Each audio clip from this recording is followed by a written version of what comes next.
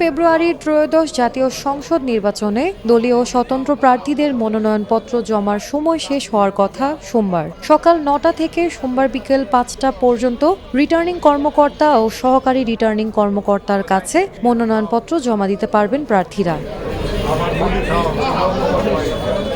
সারা দেশের ৩০০ আসনের মনোনয়নপত্র গ্রহণ ও জমার বিষয়ে নির্বাচন কমিশন সচিবালয়ের কেন্দ্রীয় সমন্বয় কমিটির তথ্য অনুযায়ী রোববার বিকেল ৫টা পর্যন্ত মোট ৩,১৪৪টি মনোনয়নপত্র সংগ্রহ করা হয়েছে।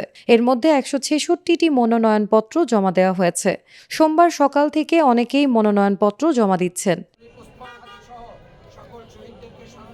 বিএনপি, জামায়াত ও এনসিপি সহ এবার নিবন্ধিত ৫৭টি দলের ভোটে অংশ নেওয়ার সুযোগ রয়েছে। নিবন্ধন স্থগিত থাকায় অংশ নিতে পারবে না আওয়ামী লীগ।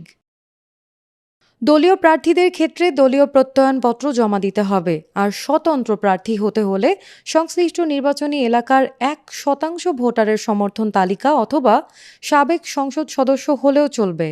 মনোনয়নপত্র জমা দেওয়ার সময় জামানত ৫০,০০০ টাকা সহ প্রয়োজনীয় দলিলাদি ও হলফনামা যুক্ত করতে হবে। মনোনয়নপত্র জমাদানের সময় কোনোভাবে ৫ জনের বেশি ব্যক্তি উপস্থিত হতে পারবেন না। কোনো মিছিল ও শোডাউনেও রয়েছে মানা। মনোনয়নপত্র সংগ্রহ ও জমাদানের সময় এখন পর্যন্ত বাড়ানোর কোনো সিদ্ধান্ত হয়নি।